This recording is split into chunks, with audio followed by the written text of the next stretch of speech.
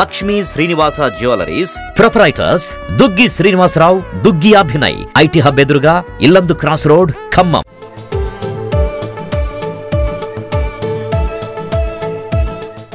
మనం ఎవరైనా చదువుకోవాలన్నా ఏదైనా చేయాలన్నా ఇది వెరీ కాస్ట్లీ. ఇప్పుడు మన తెలంగాణ రాష్ట్రం అనేది ఈరోజు ఆల్మోస్ట్ వాళ్ళు ఫస్ట్ స్టేజ్లో ఉన్నదన్నమాట. అక్కడ మనం ఈరోజు మనకి ఎక్కువగా మనం లోకల్గా మన మ్యానుఫ్యాక్చరింగ్ మేకింగ్ ఇండియా చేయగలుగుతున్నాము. అదేవిధంగా అర్థాంతరంగా వారి యొక్క వైవాహిక బంధంలోంచి బయటికి పోవాల్సి ఉంటుంది. వాళ్ళకి తెలియకుండా వాళ్ళ అనుమతి మధ్య దేశాలలో కూడా ఒక మహిళలందరికీ సరే ఎక్కడికక్కడికి ఆచారం దాన్నే తీన్ తలాక్ అంటారు.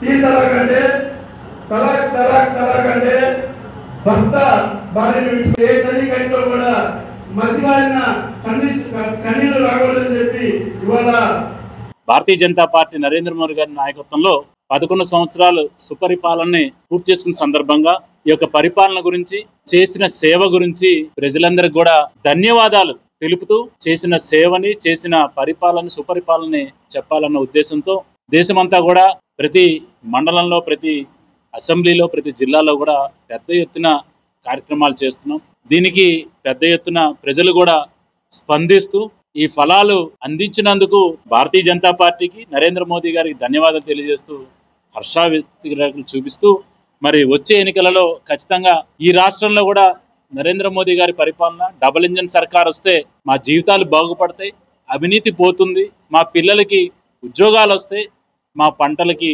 బీమా వస్తుంది, అదేవిధంగా మా ముసలోళ్ళకి మంచి ఆరోగ్య బీమా వస్తుంది అని చెప్పి ఈ రోజున ప్రజలందరూ కూడా ముక్త కంఠంతో నరేంద్ర మోదీ గారికి ధన్యవాదాలు తెలియజేస్తుంది. ఇది మా పార్టీ శ్రేణుల్లో కూడా మంచి సంతోషాన్ని, ఉత్సాహాన్ని మరింత పనిచేసే విధంగా మమ్మల్ని అందరూ కూడా ప్రోత్సహిస్తుంది. ఇది నరేంద్ర మోదీ పరిపాలన ఇలా ఉంటే మరి ఈ రాష్ట్రంలో 420 హామీలను ఇచ్చి కనీసం 4 హామీలను కూడా పూర్తిగా నెరవేర్చిన పరిస్థితి ఈ కాంగ్రెస్ పార్టీ రేవంత్ రెడ్డి నాయకత్వంలో ఈ రాష్ట్రం ఏ విధంగా ఇబ్బంది పడుతుందో ప్రజలందరూ కూడా చాలా ఆగ్రహవేశాలతో ఈరోజు ఉన్నారు.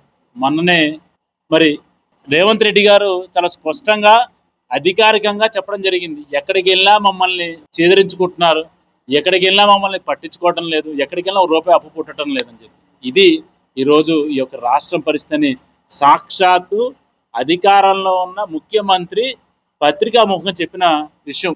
ఇది ఇట్లా ఉంటే మరి ఈ జిల్లాకు వస్తే ఎంతో మొత్తం అందరూ కూడా పార్టీలకు అతీతంగా భారతీయ జనతా పార్టీ కావచ్చు, కాంగ్రెస్ కావచ్చు, ఇంకో టీడీపీ కావచ్చు, అందరూ కూడా చాలా ఆనందపడ్డాం. ఇప్పటికైనా మన దుస్థితి ఎలా ఉంది మన అందరూ తెలుసు.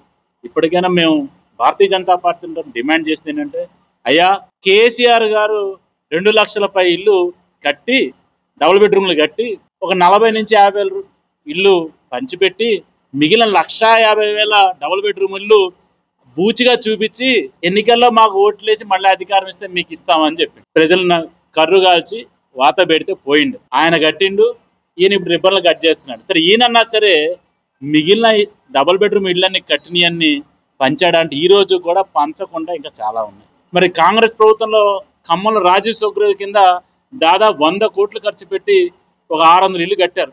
కనీసంగా 100 కోట్ల ప్రజాధనాన్ని దుర్వినియోగపరిచి రాజీవ్ సౌకర్యం డబుల్ బెడ్రూమ్లు అన్నాడు కట్టించి ఇప్పటివరకు దాన్ని అమ్మింది లేదు, కనీసం పేద ప్రజలకు ఇచ్చింది లేదు.